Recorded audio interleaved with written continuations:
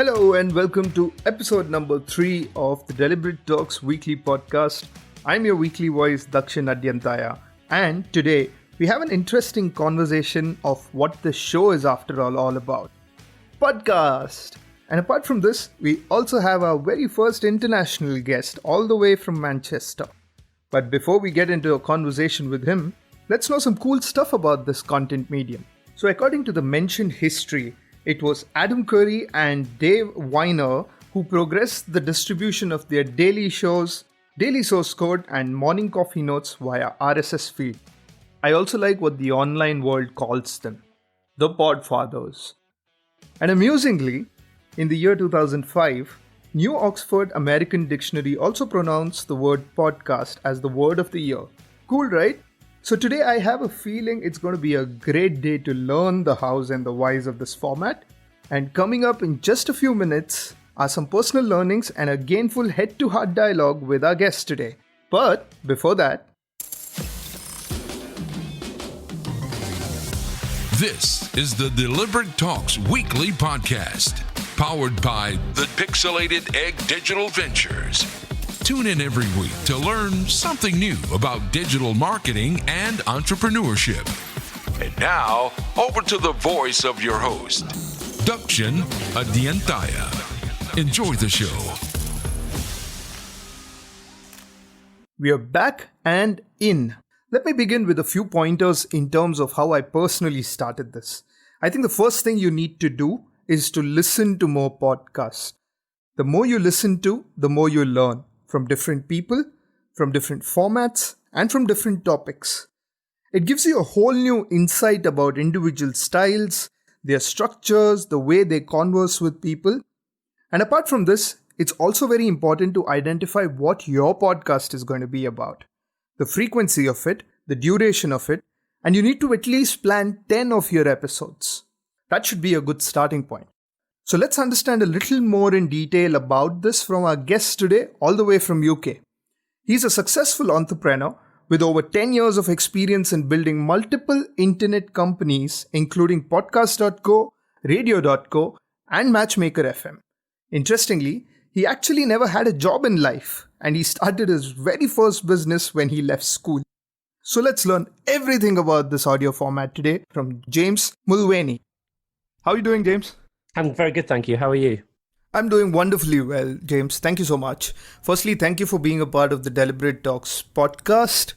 And tell me a little bit more about your Matchmaker.fm, podcast.co and radio.co. How did it all happen to you? Yeah, absolutely. So I started in radio initially when I was like 16 years old.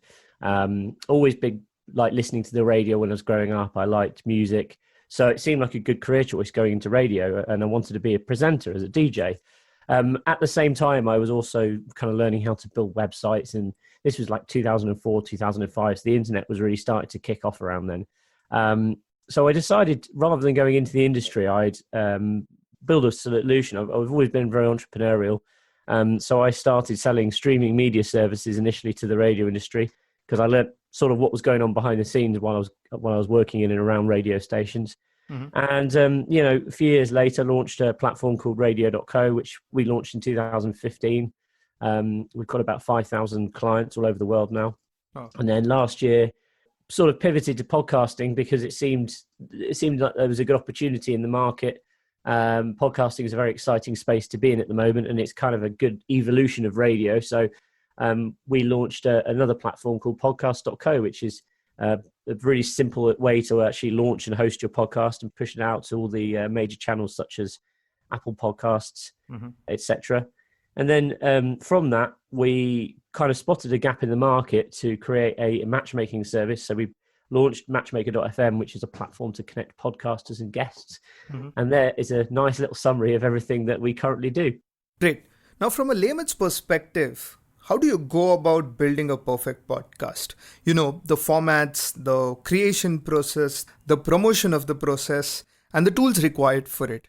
What is your formula to build that perfect podcast? Well, I think this is an interesting thing, the idea of a perfect podcast.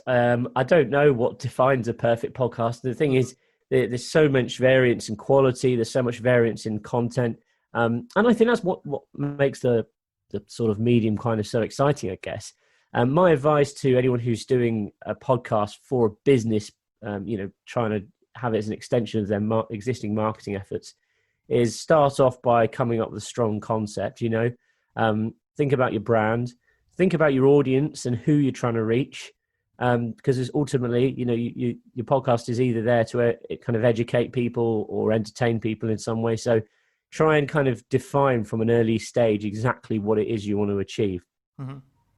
I always think as well, if you're going to be trying to use it to, say, attract a new business or customers, have some kind of KPI that you can measure success with. So it could be that you have a unique link that you give out on your podcast, which enters people into some kind of funnel. So a good way to do that quite often is to give away freebies. It might be like a free report or a video series or a course, something of value that you can say, if you go to this link, make the link, something that's easily rememberable, because obviously you're reading out to someone.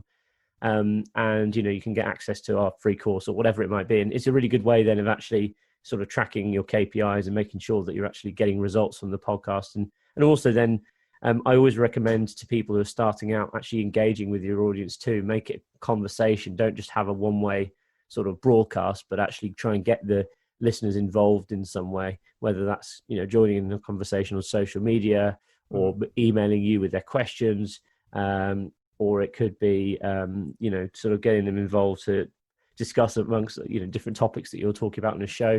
I always think it's good to get user feedback as well. So, that's why I think engaging with your audience is very important. Mm-hmm. Right. And what about the equipment and the channels that you need to promote your podcast into? What is your say about that? Well, I mean, as I say, podcast.co is a bit of a shameless plug, but, obviously we make the process really simple. Mm-hmm. Our platform has been designed to be really accessible, basically, so anyone can use it. There's no real technical knowledge needed. We take all of the stress out of submitting it to Apple, etc. In terms of equipment, you can get started. I always suggest to people that you at least, as a minimum, invest in a decent quality microphone. I think if you're thinking you can record a podcast on your phone or just like using the built-in microphone on your laptop, I suppose you can do. I think listener fatigue is a thing. So that basically means that, if the audio is not good, people won't be listening for a long period of time. Whereas if you can get a good, crisp quality audio, it just makes it more listenable. And I certainly think, in this day and age, there's so many people coming to market with new podcasts. So you've got to think about your production values. Right. Again, sometimes it's worth, if you're not confident or you don't understand how to edit audio, there's lots and lots of services out there. Again, we offer audio editing, but there's tons of freelance producers online who will be able to do kind of a better job that you might be able to as well. So that's something to consider. Right. Talking a little more about that production value, say if I can't afford a freelancer, which are the websites that I need to go? What are the kind of tools that I need to learn? Say, even for the editing process of finding my stock music, where do you go? I mean, there's a great bit of free software called Audacity, which is pretty good for desktop. We tend to use Adobe Audition quite a lot as well, which is obviously included in Creative Suite. So if you already have a subscription for Photoshop, etc., the chances are you'll be able to get Audition downloaded as well. So that's one to look out for. Right. In terms of background music, we've actually got on podcast.co, I think if you go to podcast.co/music, we have a collection of free music which you can download. I think it is, podcast.co/music. We use that a lot in our own productions as well. Great. Digging back to the basics, James, I think a podcast typically dies in its 6th or the 7th of its episode because you don't have enough people to interview. You write to a lot of people, but you don't get a response, and then there is a lag, and eventually, the show dies. Curious to know, before Matchmaker.fm happened to you, how did you go about scouting for guests and booking them for your shows?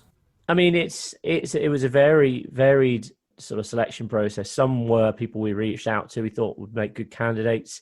Some were people I'd already had met in some kind of way. It might have been I've met them at a networking event, or, I'd had a meeting with them about something. And I thought, well, I think drawing on your existing network is the best place to start, especially if you're just starting out, because you have that rapport with those kind of people. If you've met them before, if you've had conversations with them, you kind of know a bit more about them than perhaps you would if you're just interviewing someone completely random who you don't know. Mm. So I think, that's always a good place to start. Obviously you can hit people up on social media, on LinkedIn. You can look at Amazon, have this thing where they've got a page which shows all the books that are due to be released. Mm-hmm. So sometimes authors are great candidates for podcast interviews because, again, they've written books on pretty much any topic you can think about. Yeah. They know a lot about that specific subject. So it's worth looking at, and of course they're out to promote their book. So that's kind of another trick that you can use. Mm-hmm. But what about those people who don't respond to your conversation? On LinkedIn especially, you write to a lot of people, but they tend to ignore your conversation. Yeah. How do you go about dealing with that? And what do you think is the conversion rate of, where someone needs to actually write enough mails to get good enough conversations? Oh, I don't know, actually. It's a good question. I think it probably varies depending on the sort of people you're trying to reach out to. And again, I think if people have been on podcasts before, they're more likely to say yes. If they've never done a podcast interview, sometimes people are a bit freaked out by the idea. It's quite difficult, as to say, the conversion rate. But I mean, this is really one of the reasons why we built Matchmaker, because we wanted to create a community of people who would just say yes, or most of the time, because they're actively looking to be featured on podcasts as guests. And, building, on the other hand, a collection of people who have got podcasts who are trying to find guests and really filling that gap, like you said before. I think it can be difficult, especially if you want to commit to, say, doing one episode a week. Making sure that you've got a guest each and every week can sometimes become a bit challenging. Right. And what if you don't want to be a part of starting a podcast of your own, but say you want to be a part of this trend more from a personal branding perspective? What are your thoughts on that? Well, I think, personal branding is a hot topic at the moment. It's something that lots and lots of people are starting to pay attention to, including myself. It's funny because when I launched my businesses, especially with radio.co, I really was taking a back seat. I wasn't as much the face of the company, but I was running the company behind the scenes. So this year I've been pushing my personal brand, and one of the methods I've been using to do that is by appearing on podcasts.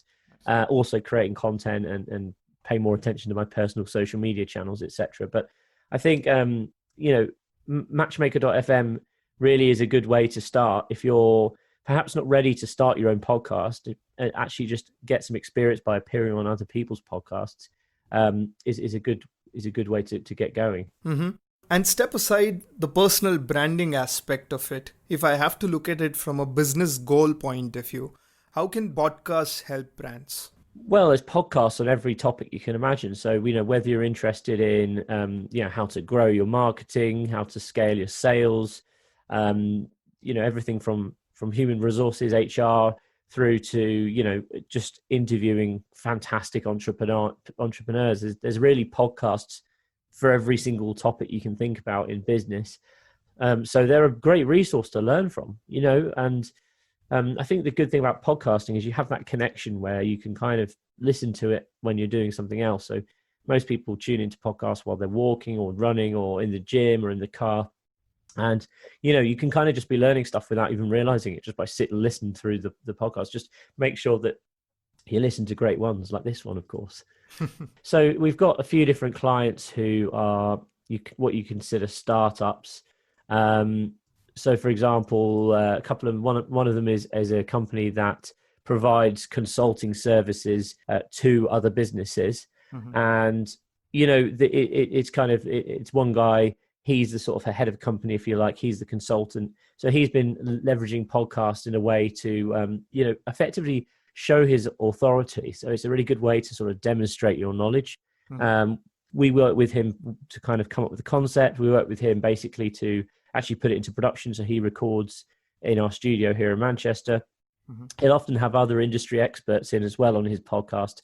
And, that kind of, again, helps fuel discussion for him, and he can kind of really quiz them on some interesting topics which are relevant to his audience. And I think it's been great for him to grow his audience because, a lot of those people have then converted into customers. It was kind of part of his strategy to, reaching more people, and obviously social media form part of that strategy as well. But also the other way that it's working for him is that it is helping open up conversations with prospects. So some of the people he interviews are potential customers. Mm-hmm. So when you actually have that conversation with someone who's a potential customer, on your podcast, that can be a really good sales mechanism as well. Makes sense. And I think it needs, more importantly, that dedication to come week on week and put up an episode or record a podcast. Yeah. Interestingly, when I started the Deliberate Talks as an Instagram profile, it needed that dedication, and hence I put in a format of creating 100 pieces over 100 days to create that kind of discipline for myself. And then extended it to a conversation of podcast, blog, and how I could improve on that. You, on the other hand, also had a very similar successful concept of 30 days, 30 podcast campaign. Sounds like a lot of fun and a lot of workload on your calendar at the same time. Tell me, how did you go about executing this, and how did the idea see light, and how was it successfully done? Yeah, so that was a lot of work. I'm not going to lie. You have to be really focused. There's days where you have 4 podcasts in a row, which can be quite grueling. But also it's a lot of fun, and you get to meet some really interesting people. And the way I approached it was initially I looked at the kinds of categories of podcasts I wanted to be on. So I filtered them down into 3 categories, which were sort of personal development and branding, podcasts related to sort of entrepreneurship and sort of startups and running a business, that sort of stuff. And then the third category was kind of podcast focused around sales and marketing, right? So those are the 3 sort of topics that I wanted to single down on. I know people who listen to those kinds of podcasts will quite often be interested in what I do, and also interested in either starting their own podcast or becoming a guest on a podcast. So it was really the purpose of that was to try and promote Matchmaker and expose Matchmaker to new audiences through the power of podcasting. It was just a case of being organized. You need to use a service like Calendarly. I use a service called Harmonizely, which just allows you to sync your diaries really easy. Because the other thing to remember, often when you're speaking to someone on a podcast, they might be based on, in the other side of the world.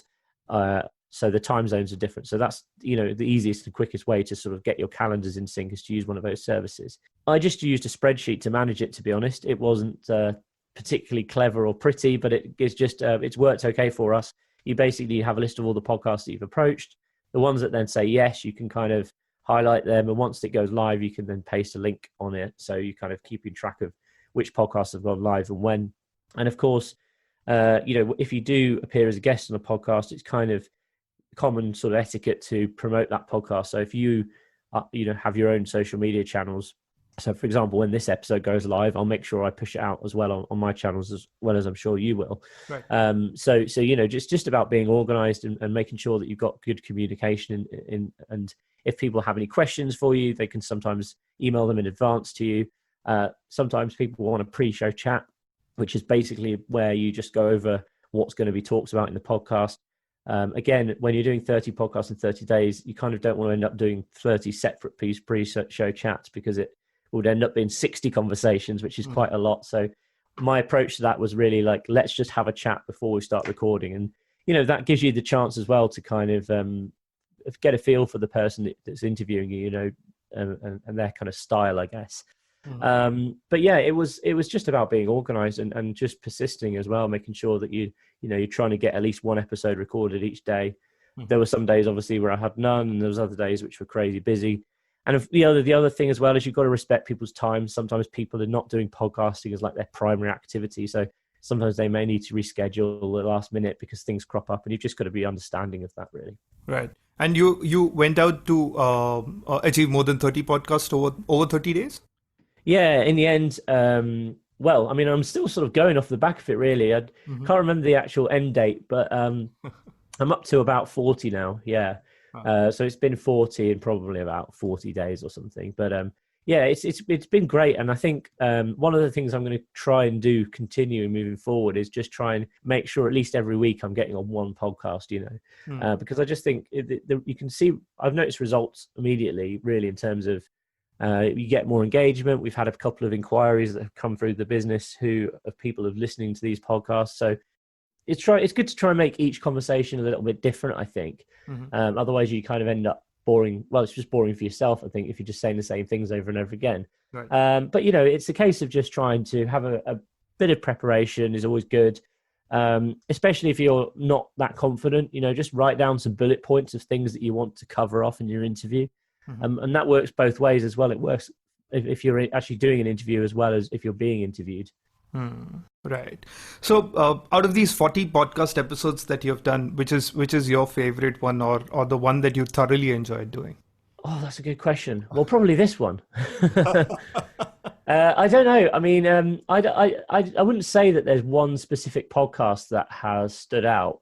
I think there are certainly a few which didn't go great. For some reason, you might go on a podcast and for some reason they just don't ask great questions, or you just don't have that kind of natural conversation with the host going. But I think overall, they were all pretty good. It's a fantastic way of speaking to lots and lots of people all over the world and having some really interesting conversations. So, it's thoroughly enjoyable, really. Right. About that part where you mentioned, at times the conversation doesn't go great. Is it a conscious decision to then put up that episode out there, knowing the fact that your audience might not necessarily enjoy the show? Would you be conscious about that? I mean, this tour is really, I was interviewed by 30 podcasters, so really it's up to them if they put the podcast up. I think most of the podcasts I appeared on have now gone live. There's a few which we're still pending on, but I don't know. I think ultimately some interviews go well, some don't go as well. I still think content's content. Sometimes you listen back to things. Interestingly, I think sometimes you think at the time it sounds awful, or that wasn't a really good conversation, or that wasn't one of my best. But then sometimes when you listen back to it, actually it doesn't sound too bad. So as long as the viewer doesn't know what's going on inside your head, or the listener doesn't understand what's going on inside your head, right? So I think as long as there's value in the content, you should still put it up. Right. True. I think it's necessary to feed in that content constantly for the community. What's strikingly compelling about Matchmaker.fm is that it's a platform not just for building great connections, but also a great community. And with these kind of conversations, a community tomorrow becomes your brand advocate, right? But I see a lot of people and brands have great ideas, but they struggle to build that audience or that community due to the lack of conversation that they have with them. So regardless of the medium, how does a brand, according to you, go about building a great community offline as well as online?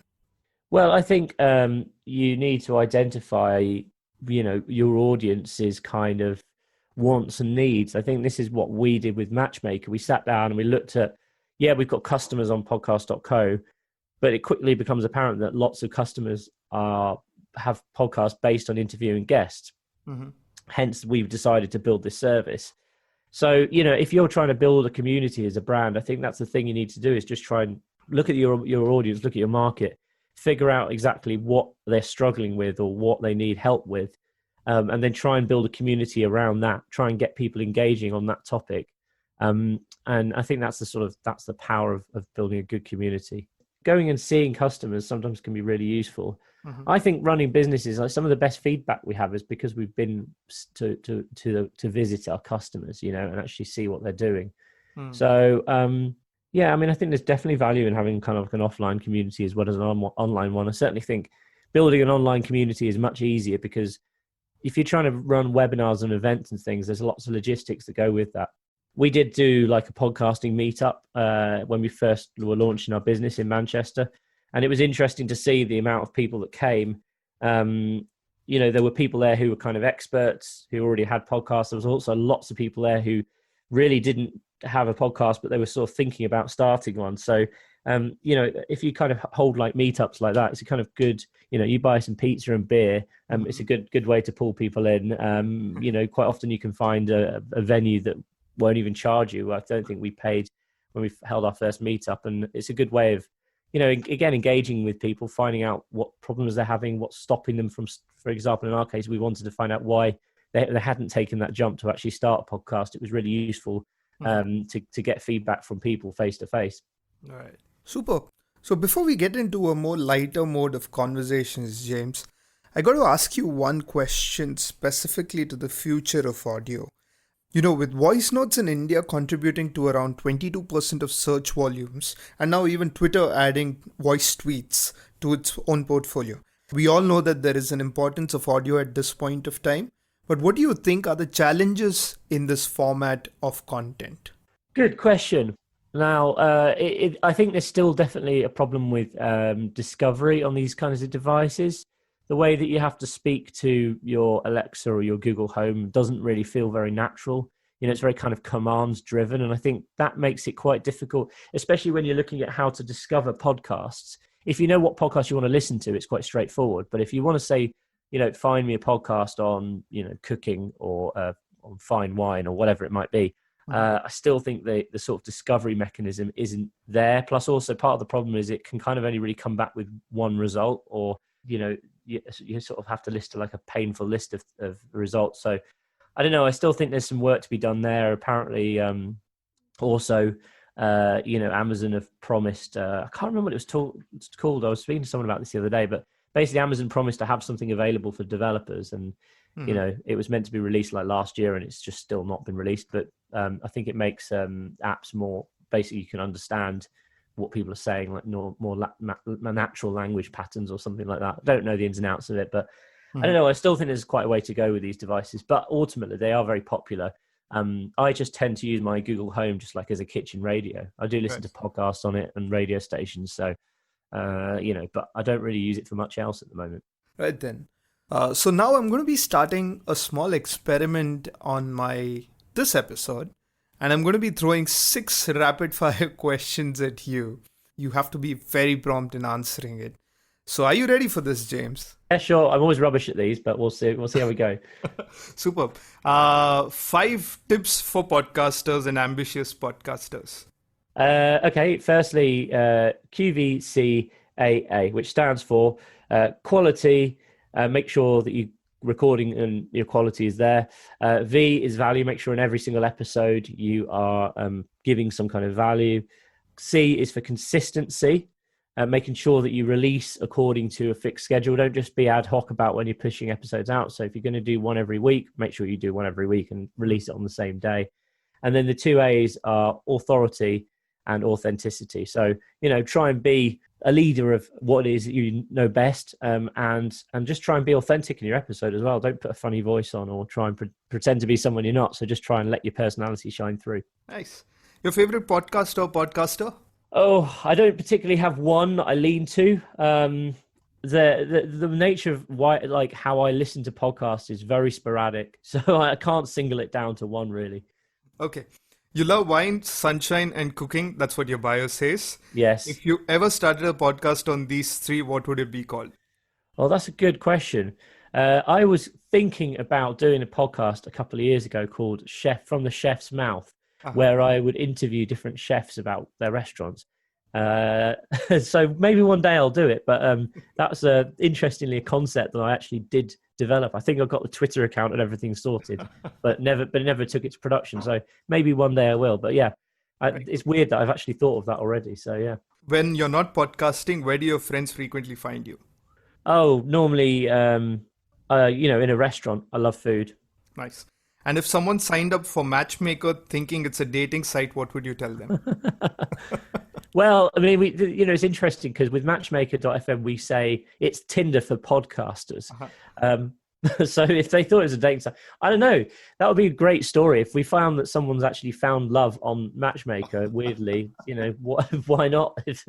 It would be good PR for us for sure. True. 3 reasons why people should sign up for Matchmaker.fm. 3 reasons. Right. Firstly, it's a great way to connect and meet podcasters who are looking for interesting guests for their show. Or if you're a podcaster, it's a great way to meet guests for your show as well. Secondly, it's super simple to use. And thirdly, it's completely free at the moment. We have no monetization. We'll probably be introducing like a freemium model in future, but for now, at least, it's completely free. Nice. What's next for you or Matchmaker.fm from here?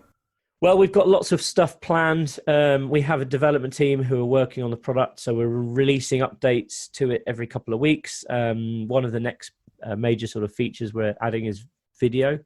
So you can actually record like a video profile pitch and also send video messages and things like that. So it's it's kind of, we only launched Matchmaker in February, so it's still a relatively new platform, but we've grown really quickly. So there's going to be lots more to come. Very cool. Well done, James. You have done well in this round. Friend us on your socials and let's connect. And moving on to your last question, this is normally from the online world. We take one particular question based on the theme, and we put it to our guest to answer it for us. So here's the question for you. There's a gentleman who says podcast is dead. Who listens to it anymore? What's your take on this? Oh, no, well, that's probably a quote from like 10 years ago or something. I think that if you look at the history of podcasting, though, you know, it sort of was popular when it first came about, like 2004, 2005, but it was really a medium that was reserved for the enthusiasts because it was quite technical, the actual process of putting a file onto your iPod, you know, and then carrying that around with you. Now it's a lot more accessible. You can obviously just stream episodes from wherever you are. So I don't think podcasting is dead at all. I think it's definitely had a resurgence, though. Maybe it was numbers were dwindling a few years ago, but it's definitely kind of bounced back now. And I think it's probably here to stay as well. Great. Thank you so much for enlightening all of us about podcasting. I think this was really a cool edition of learning, and I hope you had fun as well. Yeah, it was a lot of fun. Thank you very much for having me on. I wish you all the best for your future ventures and all those things coming into play, and hope you succeed in that too. Thank you. Thank you so much. Cheers. Well, that's it from today's episode. Hope you guys learned something new. If you have any feedback, please mail it to deliberatetalks@gmail.com. Also, don't forget to follow the Deliberate Talks and the Pixelated Egg Digital Ventures on the social media platforms. Join us for a new conversation next week. Till then, inspire and be inspired.